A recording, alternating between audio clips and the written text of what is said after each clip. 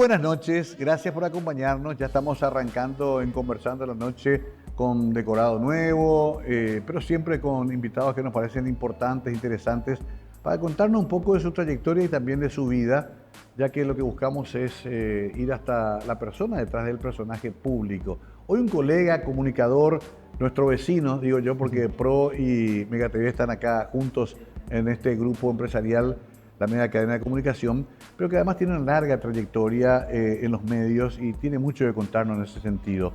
Él es Omar Bogado. Presentamos una pequeña semblanza sobre él y luego comenzamos a conversar la noche con nuestro invitado.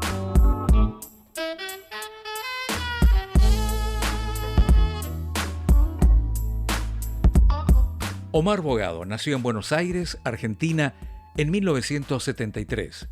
Hijo de madre paraguaya y padre argentino, se graduó en comunicación en el IPAC en 1995 con una tesis sobre la historia de la programación radial en Paraguay. Inició su carrera en radios como Curupaytí FM, Ñandutí FM y La Estación FM. En 1997 se incorporó a Telefuturo como cronista y presentador y luego condujo noticieros centrales en Canal 11, La Tele y Paraguay TV. Paralelamente, desde el año 2000 ejerce la docencia en IPAC, enseñando locución, periodismo y dicción, y dictando talleres en distintas ciudades del país. En los últimos años lidera el área de contenidos y presenta noticieros en Pro, canal especializado en producción agroganadera y económica, dentro de la Mega Cadena de Comunicación. Ha sido presidente de la Asociación de Comunicadores Católicos del Paraguay, además de maestro de ceremonia en diversos eventos. Está casado con la comunicadora Karina Benítez y tienen 3 hijos.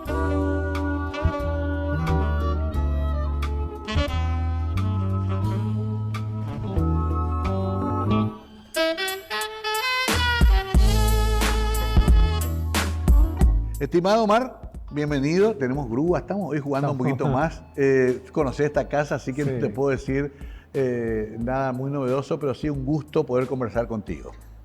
Gracias, Mario, primero por la invitación. Un gusto para mí también compartir contigo. Ya hemos compartido set de televisión en calidad de entrevistador. En mi caso, en su momento, cuando eras intendente, recién lo recordábamos. Así que un placer estar acá. En Pro hace bastante tiempo. Sí, Pro está por cumplir 10 años. Soy del equipo inicial de ese canal, cuando todavía no teníamos contratación de equipo. Entonces ingresé ahí por recomendación también de varios colegas que conocían de mi trabajo. Y comenzamos en esa oportunidad. Los propietarios eran la familia Sucolillo, en realidad. Familiares, por supuesto, cercanos de Acero Sucolillo, el fundador del diario ABC. ¿Y te habían llamado ahí de dónde? Yo estaba trabajando en la TV pública. Sí, que fue la etapa posterior a la inicial en el gobierno de Fernando Lugo. Yo ingresé ya prácticamente en el inicio del gobierno de Federico Franco y me mantuve durante el gobierno de Horacio Cartes. Ahora estás dirigiendo Pro. Sí, estoy como jefe gerente de contenidos del canal, organización de programación, lo que tiene que ver con los equipos periodísticos, programas que estamos preparando para estrenar incluso en este 2026. Y lo venimos haciendo en el mes de marzo. Yo cumpliría 10 años ya en Pro. Algo interesante, generalmente cuando se transfiere una frecuencia, los nuevos dueños cambian el perfil de un canal. Sin embargo, acá no, se apostó, se redobló la apuesta justamente a informar sobre la producción, sobre lo que es ese trabajo no muchas veces difundido de nuestros productores del campo, por ejemplo, ¿no? Y la economía también. Y tengo entendido que ese fue el principal atractivo también del grupo para adquirir el canal, ¿verdad? Ese diferenciador, digamos, ese elemento diferenciador que tenía Pro, mostrando justamente eso que mencionabas. Lo que no se ve habitualmente, las cosas positivas que se hacen, porque con esa idea nació Pro. Es decir, un lugar donde se pueda mostrar todo lo bien que también trabaja Paraguay y todo el valor que tiene su gente en el aspecto profesional. Claro, es interesante también el hecho de que esto fue evolucionando, estamos en las ferias, estamos presentes en casi toda en la Expo, por supuesto, O sea, hay también una conexión con la actividad del sector, ¿no? Sí, recorremos el país con las ferias. Eso fue algo que implementó Canal Pro. Las ferias del interior eran a veces tocadas o difundidas en relación a intereses comerciales, por supuesto, de cada medio de comunicación. Pero en nuestro caso no. Nosotros decidimos ir a todas las ferias más allá de lo comercial. Entonces, esa presencia fue destacándonos también. Los productores fueron apoyando poco a poco esa permanencia de Pro en las ferias, y a veces cuando no podemos ir por A o B motivo, los productores ya consultan. ¿Y Pro no va a venir? ¿Pro dónde? Claro, ya se tornó una suerte de algo habitual. Bueno, es interesante, podemos hablar horas de esto porque en realidad nos llena de orgullo que seamos parte de la misma media cadena que sigue creciendo. Pero quiero irme de a poco a tus orígenes y veo con mucha ternura que te formaste en el IPAC, donde se formaron muchos colegas. Muchísimos, sí, muchísimos. Épocas, me imagino, iniciales inclusive del IPAC, ¿no? Sí, en el año 92, 1992. El IPAC inició en 1991, así que ahí entre los primeros teníamos profesores de la talla, seguro recordás a Rodolfo Sher Peralta. Claro, sí. Victorino Báez Irala, Celia María Benítez, por ahí anduvieron también con algunos talleres, Walma Jans, me acuerdo, William Valverde, Raquel Rojas, muchísima gente de esa época. Y lo importante y lo interesante, así como también lo hizo la Escuela de Locución, Mario, la Escuela Municipal de Locución, el IPAC tenía profesores profesionales de los medios. Claro. Y eso atraía mucho y llamaba mucho la atención. Claro, no era solamente teórico, era gente que estaba en la práctica diaria, ¿no? Y eso hacía que, Ray Armele, por ejemplo, hacía que después vos puedas ir rápidamente a una pasantía breve, por lo menos a mironear, a curiosear. Claro, a comenzar ya a mirar. Y estar en el ambiente, ¿verdad? Justamente veo el típico comienzo, todos creo que pasamos por esa escuela, Chaco Boreal, Golpatú, Ñandutí, Cardinal. Hiciste un largo peregrinaje también por radio. Sí, radio. Al inicio fue todo radio. Yo no pensaba en la televisión, si bien nosotros teníamos formación integral, ¿verdad? Sí. Yo no pensaba en la televisión, yo quería enfocarme en la radio. Y la primera pasantía, te comentaba antes, fue en Chaco Boreal, porque Oscar Bube, el recordado locutor argentino, él era uno de los profesores del IPAC. Y nos llevó a un gran grupo, locutor. Y nos llevó a un grupo de estudiantes a hacer pasantía en Chaco Boreal. Y bueno, y ahí conocí a Peter Insfran, por ejemplo, a Rosana Penayo y a muchos otros locutores. Mira, la legendaria Rosana Penayo, que también tuvo muchos años acá en la media cadena y sobre todo en 1 de marzo, era nuestra compañera y forma parte de la historia de los 50 años de 1 de marzo. Totalmente. La querida Rosana. A ver, ¿y radio qué hacías? Bueno, en radio lo primero era mirar, conocer, ambientarse, y fue Rosana justamente la que me inicia en los micrófonos. Yo pasé a ser, de tanto estar en el horario que ella estaba a la mañana en Chaco Boreal, pasé a ser como un asistente para ella. Entonces ella recibía mucha gente, ella era muy solidaria. Cierto, sí. Recibía muchísimas personas con pedidos de medicamentos, leche, ropa. Sí. Y era difícil para ella hacer el programa y atender a la gente. Entonces un día me pidió, me dice, ¿vos no querés atender a la persona que viene? Sí, y ahí comencé a hacer ese trabajo de asistencia. ¿Chaco Boreal todavía ahí en...? Estaba sobre Mariscal López. Mariscal López, sí. En el edificio de... que hoy es Nación Media, creo. Exactamente. Sí. Y bueno, ahí estaba el diario Hoy, también en ese momento. Totalmente. Y ahí comencé, y en un momento dado ella me dice, bueno, vos, ¿qué estás estudiando? Y yo estoy estudiando en locución, soy alumno de Oscar Bube. Sentate en una silla que estaba a su lado. Y no viniste para ser secretario. Yo te pedí ayuda, me dice, pero si vos no querés, decime, yo no quiero hacer más eso. No, yo te colaboro sin problema. Y de repente, en el ida y vuelta del programa, ella hacía comerciales a viva voz. Y me tira 2 papeles. Y me dice, Omar tiene consejos para nosotros. Y ahí yo estrené, digamos, el oficio de locutor. Directo. Sí, directo. Sí. Qué maravilla. Y después, bueno, era creo que un comercial de una casa, una librería muy importante que siempre apoyaba a ella, y una gaseosa, ¿no? Y terminamos y bueno, ella otra vez se tomó el tiempo de hacerme ajustes, de decirme esto estuvo bien, esto tenés que modificar, fíjate acá esta parte de la lectura, como profesional también de la locución, ¿verdad? Porque ella tuvo una escuela importante. Sí, claro. A través de la gente que la acompañó y que ella acompañó también en el trabajo. Sí, sí, yo la conocí también de muy joven. Ahora, ese fue un comienzo, obviamente fuiste evolucionando, terminaste conduciendo programas, me imagino, también en radio. Sí, en radio, ahí en Chaco Boreal hicimos con una compañera de facultad también, programas de fin de semana. Después cambié de profesor, se sumó Rodolfo Sher Peralta, él me lleva a Cardinal. Otro gran maestro. Sí, me lleva a Cardinal FM a acompañarlo en su noticiero musical de los sábados desde las 6 de la mañana hasta las 9. Hacíamos enlace con Rubén Rodríguez, que empezaba con su túnel del tiempo en esa época a las 9 de la mañana. Y después me escucha Carlos Báez Parsajú. Sí. Y Carlos Báez era el jefe de prensa de la AM. Me acuerdo. Y habla con Rodolfo y me convoca a la AM para lectura de noticieros en el horario en que nadie quería leer noticieros. Domingos a las 7 de la mañana. Clásico. Sí. Clásico. Mi primer trabajo fue domingo a las 11 de la noche en Chaco Boreal también. Sí. 11 domingo. Qué increíble, épocas gloriosas de esa emisora también.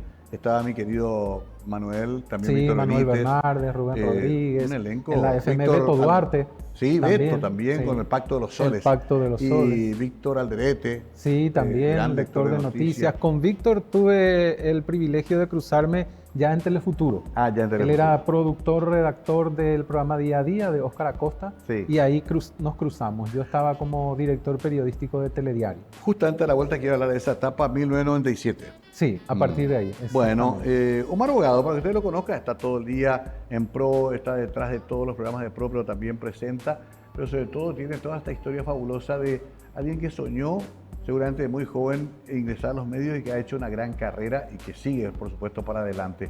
Seguimos a la vuelta a la pausa, conociendo más de nuestro invitado especial hoy, el colega Omar Bogado.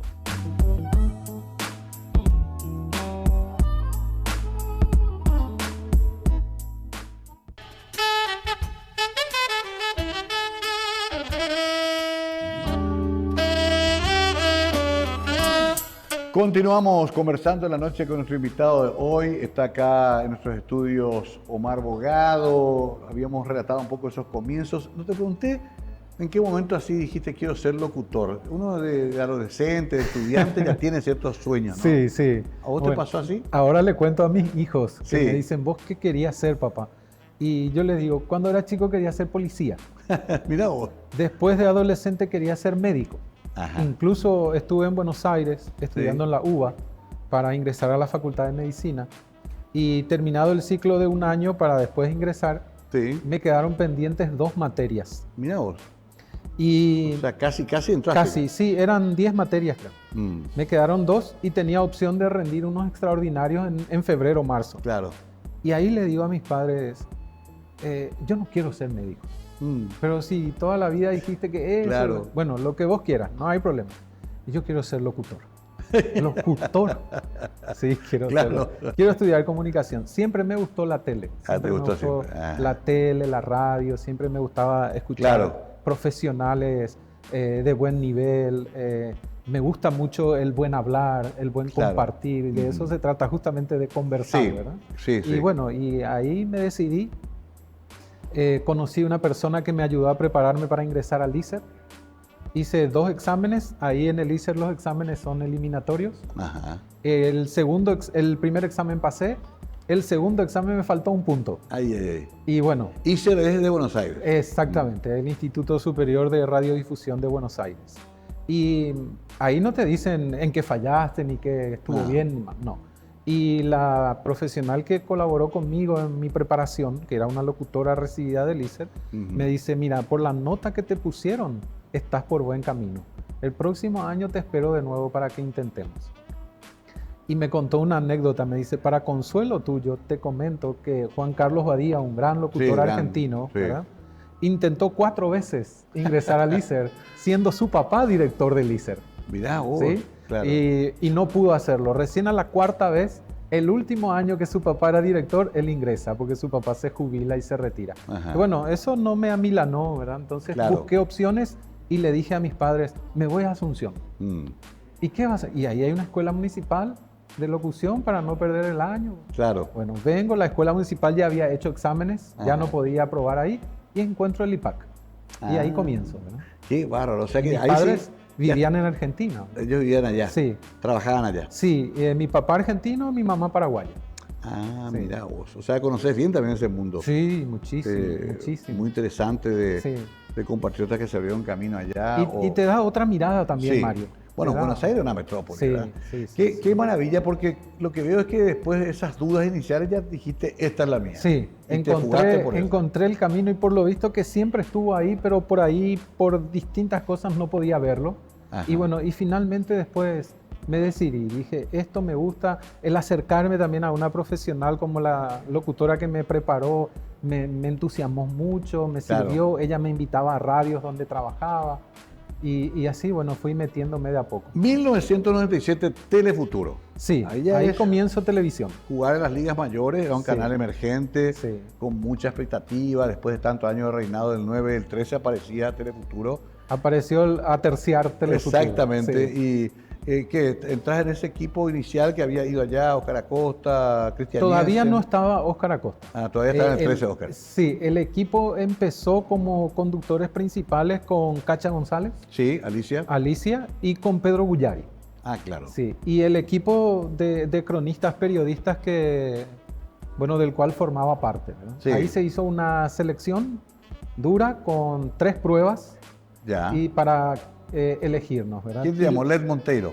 Led Monteiro era el director. Me acuerdo. Y bueno, yo hago las pruebas como uno intenta algo, ¿verdad? No, por ahí quedo, puede ser que no quede. Yo llego a Telefuturo a través del IPAC, porque Claro. ellos piden personas en el IPAC Sí.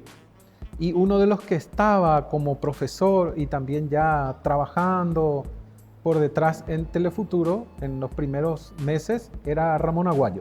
Ah, mira vos, nuestro Entonces, Ramón que está acá con nosotros. Exactamente, que trabaja Que también. había con venido el 13. nosotros. Sí.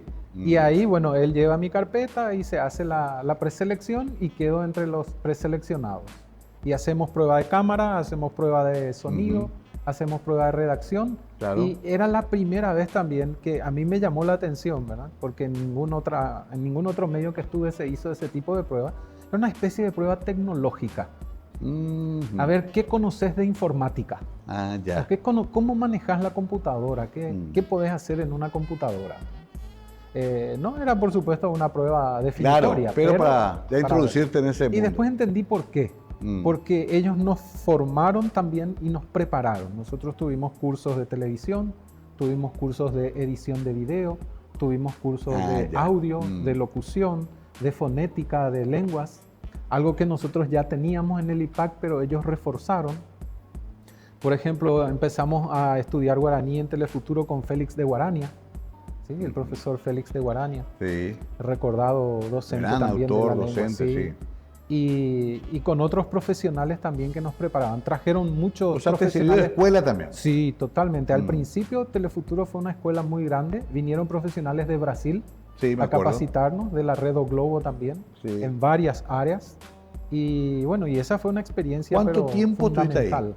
En Telefuturo en total, entre Telefuturo y La la tele. tele, estuve casi 14 años. Toda una vida Sí, también. muchísimo tiempo. Sí. Y ahí empecé de cero, como todo. Yo quería construir un camino. Claro. A mí siempre me gustó la presentación de noticias, el noticiero. ¿no? Claro. Yo veía a presentadores, recuerdo cuando era chico, mira, ahora vos decís, cuando te diste cuenta, por primera vez visité Canal 9 cuando tenía 6 años. Ajá. La típica visita. ¿Sabes para qué? ¿Para qué? Para la grabación del programa de Tito. Ah, Tito y su mundo fantástico. Exactamente, Ujú. participábamos. Y en un momento dado me escapo del grupo y me meto en otro estudio, algo parecido a esto. Sí.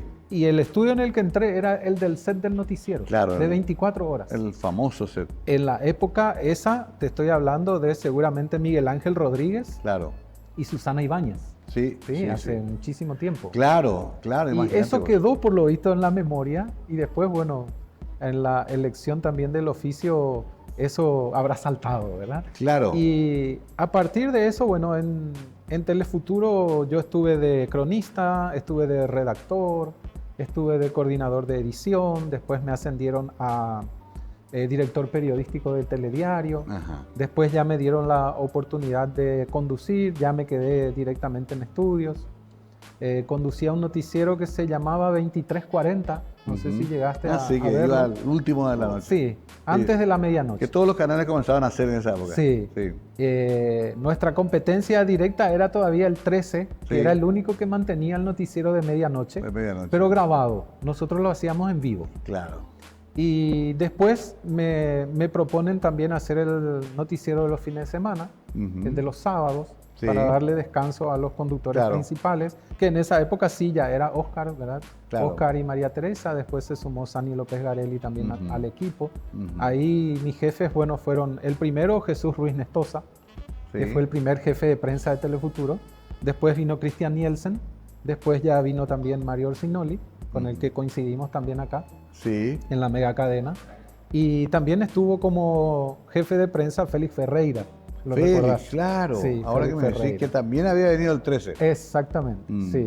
Y bueno, y ahí transcurrió todo eso en 14 años. Y en el 2008 me proponen el cambio para gerenciar la parte de prensa de la tele, de Canal 11. Claro. Que se iba a abrir el canal, que iba a tener un perfil distinto al que tiene hoy, pero bueno, después se fue transformando también. Claro, el canal, ¿no? Sí, pero que también forma parte del grupo de empresas de don Antonio J. Bierzi. Así mismo. O sea, a ver, me doy cuenta que esa fue en televisión por lo menos tu gran escuela. Sí, televisión. En radio ya tenías tu experiencia. Sí. En el grupo Bierzi no hiciste radio. Sí, cuando empezó la estación. Ah, sí, en FM. En FM. Hacía también lectura de noticieros y acompañamiento en el momento de la lectura de noticieros de la conductora de turno, con breves comentarios y cosas así. La estación tenía el formato de las FM argentinas, donde había un servicio informativo rotativo cada hora. Cada hora, sí. Y mucha música, por supuesto. Ahí coincidí con Laura Lotito, entre tantas otras locutoras y locutores, con Pato Villafranca también. Que formaba parte del grupo Bierzi. Claro. Y ahí hice un buen tiempo también radio. Ya, ¿14 años en total? ¿15? Sí, 14 prácticamente, años. Sí. Qué locura, ¿no? Porque mucho tiempo. ¿En qué lugar le conociste a Karina Benítez? A Karina Benítez la conocí en el IPAC. Ah, ¿ya? Sí, ya en el IPAC, bárbaro. Siendo estudiante. Yo pensé que en los canales recién. No, y nosotros comenzamos en Telefuturo juntos porque se hizo la selección, la preselección. Sí. Y cuando yo le cuento a ella, me llamaron de un canal nuevo porque se hizo una preselección y quedé ahí en la preselección. Qué bueno, me dice ella, nosotros ya éramos novios, ¿no? Yo me voy a la preselección y al otro día, cuando nos encontramos de nuevo, ella me dice, a mí también me llamaron. Y ella fue, cada uno por su lado. Sin que cada uno diga, traer a mi novia, traer a mi novia. Nada. Nada, absolutamente nada. Qué maravilla. Cada uno por su lado. ¿Eran novios todavía? Éramos novios. Sí. Y quedamos seleccionados. Tal es así que del 97 al 2000, nosotros nos casamos en el año 2000, nuestros jefes no sabían que éramos novios. Los compañeros sí, claro. Pero los jefes no sabían. Se enteraron ahí. Y le digo a Cristian Nielsen, le llevo la invitación, él era mi jefe en ese entonces, le llevo la invitación al casamiento y me dice, ¿te casás, che? Me dice. Sí, le digo. Y mira así, me dice, pará, acá dice Karina Benítez. Karina Benítez, Karina. Sí, le digo. Bueno, y ahí le cuento la historia, ¿verdad? Pero ya nos conocíamos antes. Sí. Bueno, eso sí que es fabuloso porque yo tenía la idea de que se conocieron en los medios. No. Que pasa mucho, ¿verdad? Sí. Y que ahí se forma la pareja. O sea, un amor que soñó en lo que después consiguieron y que siguen juntos, entre paréntesis, en la misma empresa. Sí, seguimos juntos. Sí. Bueno, después ella hizo comunicación institucional también al salir del grupo Bierzi. Estuvo como jefa de prensa en el Fondec, estuvo en Becal también. Y bueno, y yo seguía en los medios. Hago la pausa ahora mismo, pero después quiero seguir con Omar.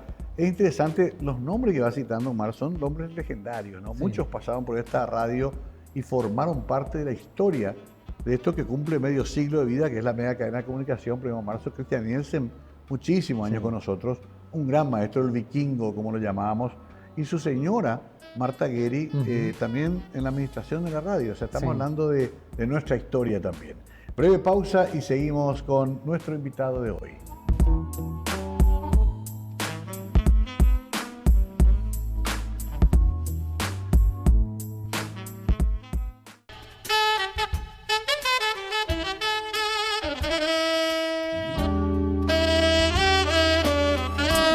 Continuamos con Omar Bogado. ¿Sos curepé, había sido? Sí, acá estaba nacido mirando. en Buenos Aires. Con mucho afecto. Yo tengo un gran amor por Argentina. Mis Sí. padres fueron exiliados ahí también. Sí. Pero naciste allá. Nací allá, vine por primera vez a los 5 años Ajá. para que mi abuela materna me conozca, Ah, según mis padres. paraguaya. Sí, Mm. paraguaya, mi mamá paraguaya.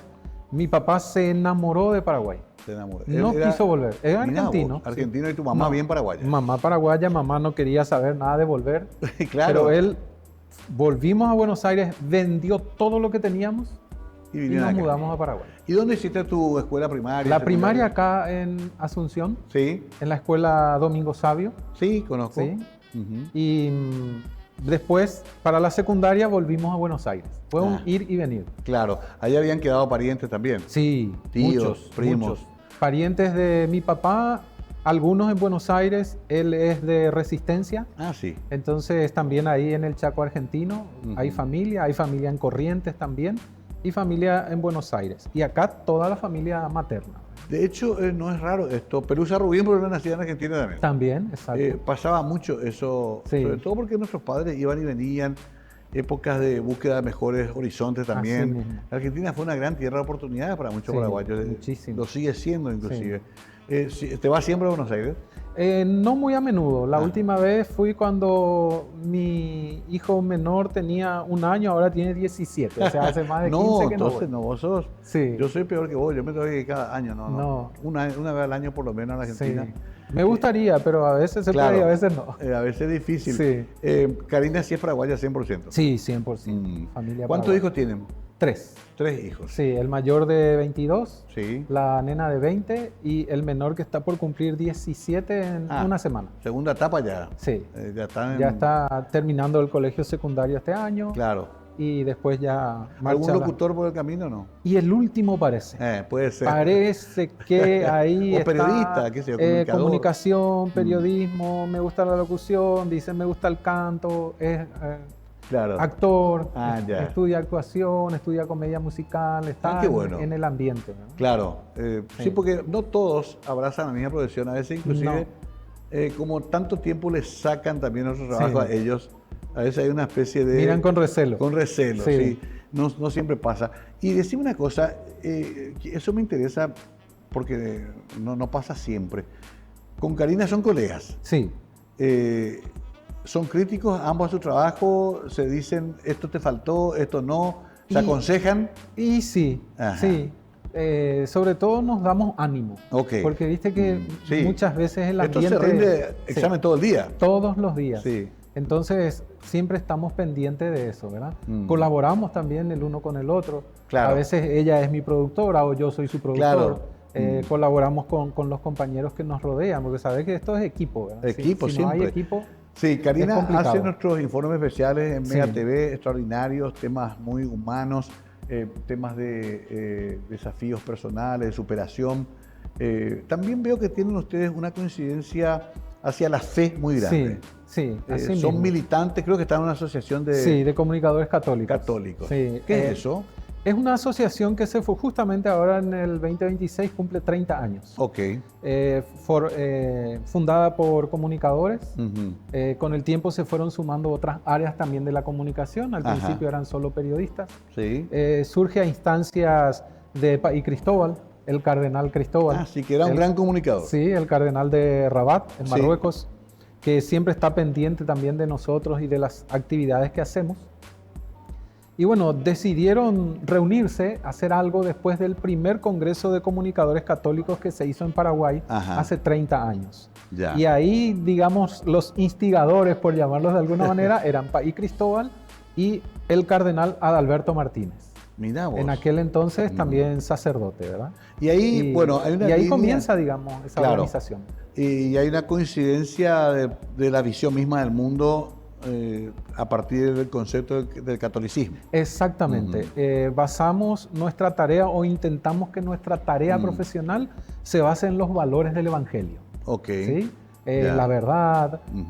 la proximidad, Ujú. ¿sí? Tener en cuenta esos elementos en la comunicación. Y nos cuentan los fundadores, justamente ahora estamos haciendo una serie de entrevistas para redes con los fundadores. Sí. Nos cuentan que el primer debate se formó entre ellos Ujú. por aquello de ¿qué hacemos? Como comunicadores católicos formamos medios católicos, profundizamos, por ejemplo, la tarea de Radio Cáritas, claro. Formamos un semanario católico o hacemos que aquellos católicos que estén en los medios profundicen su tarea y su perfil a través del Evangelio. Y sometido a votación primó lo último. Ya, está Entonces, bien. no es una organización que tiene sus medios, pero sí sus miembros están en los medios. Interesantísimo. Porque hablamos de un país eminentemente católico, sí. Pero hay también un problema de comunicación en general, más allá de la comunicación oficial de la iglesia, digamos. Es una cosa. De los valores, de hasta cómo mirar la noticia, ¿verdad? Sí. Interesantísimo. Y hay mucho que decir ahí. Ahora, evidentemente que tu carrera va recorriendo todo, desde cronista, desde que el que grababa en Cardinal los discos para digitalizar, hasta el que dirigió medios como ahora. ¿Todavía pensás que te falta hacer algo? Conversando con mi hijo mayor hace un par de meses, yo le dije, yo ya estoy para el retiro y la jubilación. Y me dice, papá, vas a cumplir 53 años, no puedes decir eso. ¿Qué retiro ni jubilación? Siempre hay algo más que hacer. Y le digo, pero creo que yo ya llegué a mi tope. No, me dice, no hay tope en esto. Y él también está por el lado del audiovisual. Le gusta mucho sacar fotos, grabar videos. Y, tecnología también ahí. Sí, y justamente hablamos de ese tema y no sé, yo estoy siempre abierto, considero que soy una persona resiliente. Claro. La vida me llevó también a hacer eso. Cuando era muy chico tuvimos un accidente familiar muy grave. En la casa. Mi madre se quema el cuerpo por la explosión de un calentador alcohol. Y mi hermana se quema con ella. Yo tengo una sola hermana. Somos dos. Y bueno, en el fragor ahí durísimo, yo estaba en el dormitorio cerca del lugar donde se dio la explosión. Y salimos todos a socorrer a mi hermana y no nos dimos cuenta que la que más grave estaba era mi mamá. Y la llevamos a las dos al viejo primero auxilio. ¿Acá en Paraguay? Acá en Asunción, donde era el hospital de clínicas. El antiguo hospital de clínicas tenía una unidad de primeros auxilios al principio. Después nos dicen, no, tienen que trasladarla a otro lugar sin ambulancia, sin nada, cada uno por su cuenta. Estoy hablando allá por los años 80, ¿verdad? 80 y algo. Y cuando llegan mi papá con las dos a primeros auxilios, ahí donde es la sede del Ministerio de Salud, mi nena se quemó, le cuentan los detalles y el médico le dice, mira así a mi mamá y le dice, la nena no tiene nada, su señora es el problema. Mi mamá estuvo 11 meses internada. 9 meses en cama en una sola posición. Quedó con las piernas entumecidas, sin poder caminar. Tardó 3 meses en recuperar la movilidad de las piernas cuando le dieron de alta. ¿Estuvo al borde de la muerte? Sí, en varias ocasiones. Le tomó anemia, infección intrahospitalaria, terrible. Tuvo quemaduras en los muslos de 3er grado profundo.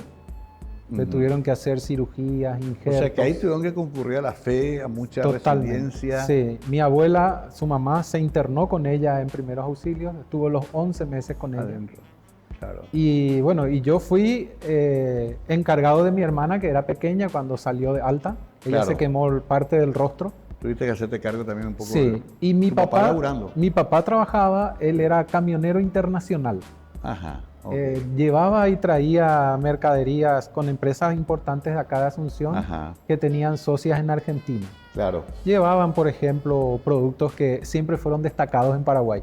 Naranja, madera, ¿sí? Ese tipo de cosas. O sea, tu papá tuvo que salir a trabajar, vos te quedaste en la casa. Sí, y yo me quedaba en la casa. Y en el verano, en las vacaciones, viajábamos con él. Él nos llevaba a los dos. ¿En el camión? En el camión. Sí, tuvimos vida de camionero también. Qué fabuloso, qué historia.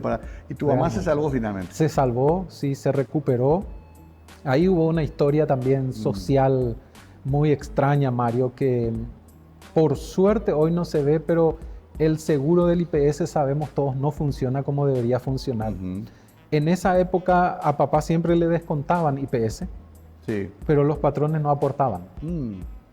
Y hablamos de la época de la dictadura, ¿no? Es decir, no se podía reclamar nada. Entonces ella no pudo ingresar a IPS para tratarse por eso se quedó 10 meses en primeros auxilios. El último mes de internación se logró regularizar la situación y ella pudo entrar a IPS, que tenía una flamante unidad de quemados, el IPS, que era lo mejor que había en esa época en Sudamérica, pero pudo aprovechar solamente un mes por ese problema pero se salvó. Qué historia, ¿no? Qué historia fabulosa y de resiliencia también.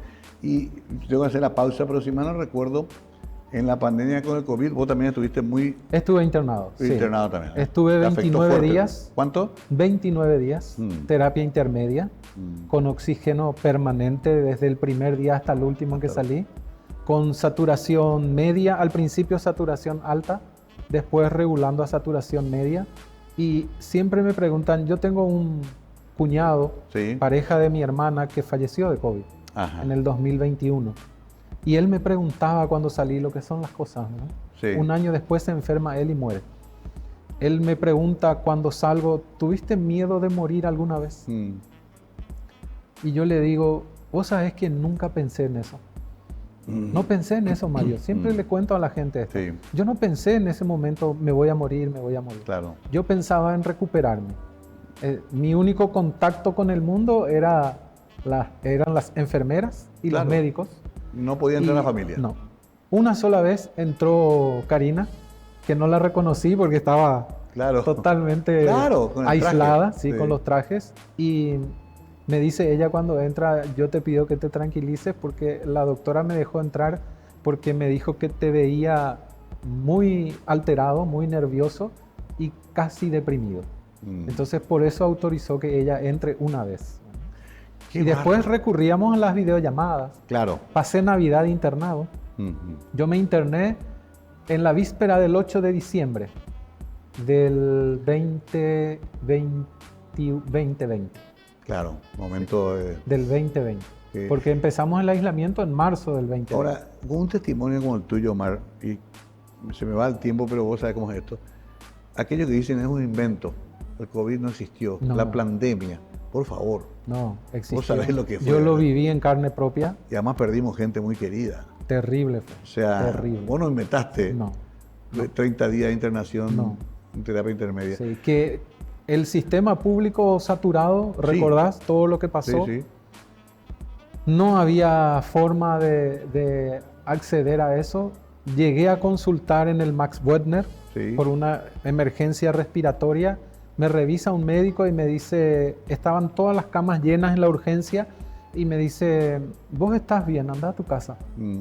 Y le digo, pero no puedo respirar, doctor. Y me dice, mira a tu alrededor. Claro, se descartaba por casos más graves. Sí, así fue. Pero ahí, bueno, otra vez la providencia, digo yo. Sí. Karina se comunica con Carmelo Ruggilo, que es nuestro director general. Él hace gestiones con Don Norman Harrison. Sí. Y me trasladan a mí a un sanatorio privado. Y posiblemente eso te salvó la vida. Sí, porque eso hizo la diferencia, porque yo iba a volver a la casa. Bueno, qué fuerte, Omar. Tenés para escribir una novelita por lo menos. Bastante ya pasaste y estamos acá, por suerte, querido colega, felices de seguir avanzando con este medio tan pujante que es la media cadena. Tengo que hacer la pausa rápidamente. Omar Bogado, contando historias que usted nunca escuchó, a lo mejor lo conoce al personaje público, pero mucho de lo que estamos escuchando forma parte de una intimidad que es bueno conocerla también para entender mejor a quienes hacemos este oficio diario de comunicarnos. Ya volvemos con la última parte de Conversando en la Noche.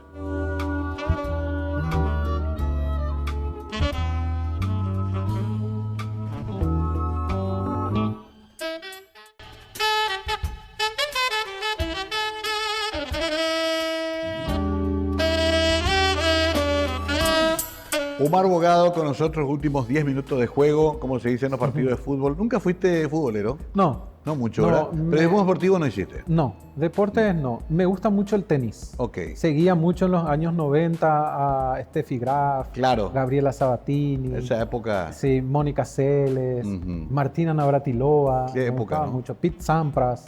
Se seguía mucho tenis. En Argentina justamente se consume mucho el tenis. Siempre y fue. las transmisiones eran fabulosas y veíamos los abiertos internacionales, Roland Garros. Lo que pasa es que era la época de Vilas, de Leclerc, de todos ellos, ¿no?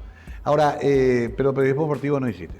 No, periodismo deportivo no. Claro. Admiro mucho a los periodistas deportivos. Claro, es toda una raza, ¿no? ¿Sabes por qué principalmente? Sí. Por la memoria.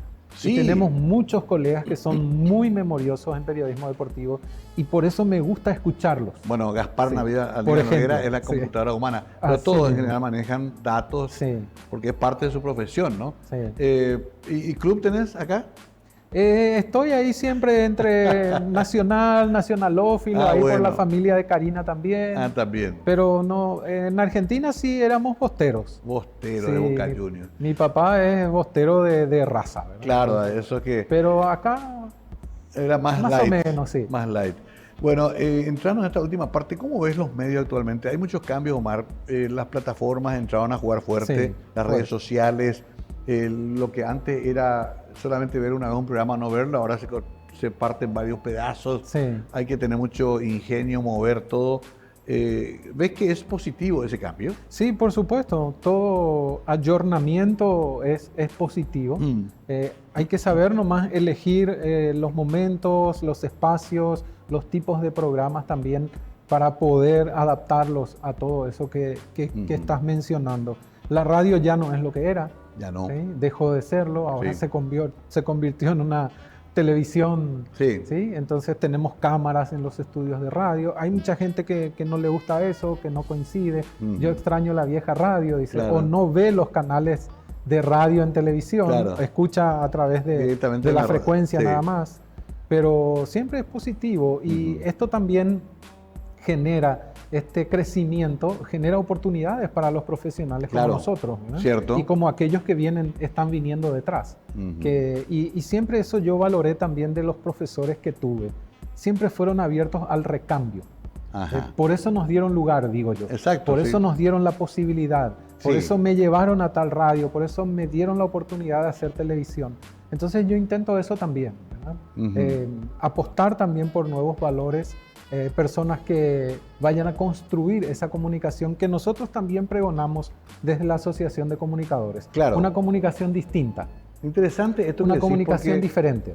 quizá parte de nuestra misión es transmitir lo que también a nosotros nos enseñaron. Exacto. Convengamos que más allá del IPAC y otros lugares, Sí, aprendimos mucho en los estudios. sí, lo que te dio la experiencia. Qué sé yo, un Antolín de Guizamón. Yo tuve la bendición de tener cerca a Juan Ángel Gómez, Por que ejemplo. me enseñaba, me retaba a veces Sí, también. Todo sí. eso formó parte y ahora nos toca a nosotros, Exacto. en Sí. gran parte, ¿no? Pero ahora hay una diferencia que yo noto, no sé si coincidirás conmigo, Mario. Los jóvenes de hoy no son muy afectos a la escucha, No, prefieren la experimentación. Sí. Ese hacer y equivocarse, hacer y Ajá. equivocarse. Y si no les gusta, me voy. Y Sí. si no me gusta, me voy. Sí, sí. ¿Sí? Nosotros éramos más de la escucha. Sí, Vos sí. dijiste, nos corregían y nosotros aceptábamos la corrección. teníamos que aceptar. Y hoy en día, hablando, por ejemplo, en PRO Mm. con especialistas del empleo, nos dicen, hoy los jóvenes no quieren la observación. Escuché que dijo el otro día López. López Arce. Sí, dijo. Y que, No quieren jefes. Sí, y cambio nomás, si no me Sí, gusta, si cambio. no me gusta, me voy. Nosotros queríamos quedarnos en nuestro trabajo Quedarnos, mucho seguir. tiempo. Y cambió esa escuela. También está el temor de que gran parte de nuestro trabajo sea reemplazado por la IA Sí. y por otras herramientas. Yo lo veo como un auxiliar, Ajá. como una herramienta importante. Y justamente este año, desde la Asociación de Comunicadores, queremos hacer talleres de IA para comunicadores. Qué interesante. ¿Cómo podemos sacarle provecho a esa Me herramienta? anoto. Sí, excelente, estás Todos invitadísimo. necesitamos saber. Estás invitadísimo, sin problema. ¿Por qué? Porque a veces por desconocimiento viene el miedo. Sí, Si yo no conozco, no voy a poder experimentar. Claro. Y ahí tengo miedo de que venga alguien que sepa manejar la IA en todo caso Sí. y me haga a un lado. Por Pero- eso tengo que aprenderlo. también estamos nosotros atravesando esta crisis de las fake news. Sí, Hay que tener muchísimo. mucho cuidado, ¿no? Muchísimo. Porque nosotros ponemos la cara frente a una cámara, Muchísimo. pero si nos basamos en una Sí. noticia falsa, estamos perdiendo credibilidad. Totalmente. Mm. Y vos sabés que una de las premisas fundamentales de nuestro Sí. oficio es la comprobación. Exacto. Sí, a veces la premura por la primicia Sí. no nos deja comprobar. Entonces tiramos cosas. Por ejemplo, hace un par de meses, el año pasado, a Perales, al autor, lo mataron. ¿Cuántas veces lo mataron? Sí, tuvo que salir él a decir no morir. Se sacó una foto en Londres, estoy cenando acá con mi esposa y un amigo. Pero imagínate que en casos como Pro, donde hay datos, donde hay una cantidad de herramientas muy útiles, ustedes no pueden. No. Tienen que verificar todo. Ahí nos basamos en números, estadísticas, análisis. Sí. Por eso consultamos muchos especialistas. De cada área. Claro. Y, eso es de primera mano. Entonces sí, ahí nosotros también no estamos en la premura de la primicia. No, claro. Tenemos tiempo para el análisis. Pero la precisión, porque veo que también entra mucho economía en Pro. Sí, tenemos un espacio dedicado. Habla mucho de tema cambiario, habla mucho de tema aranceles. Sí. O sea, tienen que estar todo el tiempo informados y no pueden sacarlo de cualquier TikTok. No. Siempre nuestras consultas son a profesionales de cada área. Por ejemplo, en la ganadería con los productores. En la parte agrícola también con los productores y los gremios. Claro. En economía y finanzas con los financistas, con los economistas, con los analistas, porque también tenemos muchos analistas que manejan y dominan estos temas que, como vos decís, tienen que ser exactos y a veces ellos te insisten. Bueno, yo no soy economista, yo no soy financista, yo soy un analista porque me gusta, pero ya conocemos su trayectoria, ya sabemos quién es y entonces lo escuchamos. Está respaldado. El dato. A ver, eso también me interesa porque ya tienes 10 años en Pro, se ve un crecimiento. Ustedes están en otro mundo, ahora estamos más en el mundo de la política, en lo social, en Mega TV. Pero que también es importante. Claro, se influyen. Pero ustedes... te pregunto directamente a vos, ¿ves que hay una evolución, de que hay un crecimiento de la producción, por ejemplo? Sí, mucho. ¿Y de la economía? Mucho. Un crecimiento, no sé si impensado, pero se fueron construyendo y se fueron dando bien las cosas para que así se crezca. ¿Sabes qué me dicen algunos amigos? Hay otro país, después de Calle Última, que ustedes tienen que ver más también. Es cierto. Lo que ocurre en Santa Rita, lo que ocurre en Concepción, en Encarnación, Pilar ahora con su... crecimiento también, muchísimo crecimiento y gente de producción que te dice necesitamos apoyo. ¿Y sabes en qué consiste el apoyo, Mario? Infraestructura es lo que piden. Claro. Quiero buen camino, quiero un puente, quiero sacar ese puente de madera por un puente hormigonado porque me va a ayudar a mí a sacar mi producción. No le está pidiendo plata al gobierno. Ni cargos ni nada. Claro. Hay muchísimos pequeños productores de Gran Asunción y del interior profundo de Paraguay que apuestan a la producción. Claro. Vale decir que esto va a seguir creciendo. Yo creo que sí, yo creo que sí. Ahora, sí se necesita acompañamiento político para que esto no se desvíe. Ahora, por ejemplo, el tema candente es la reforma de la caja fiscal. Entonces, hay que hacer ajustes porque son necesarios, porque si no, esto puede explotar en otro lugar. No precisamente en lo social, puede tener alguna repercusión en lo económico. También, es decir, estamos cubriendo un déficit con nuestros impuestos. Entonces, eso no es positivo para la economía.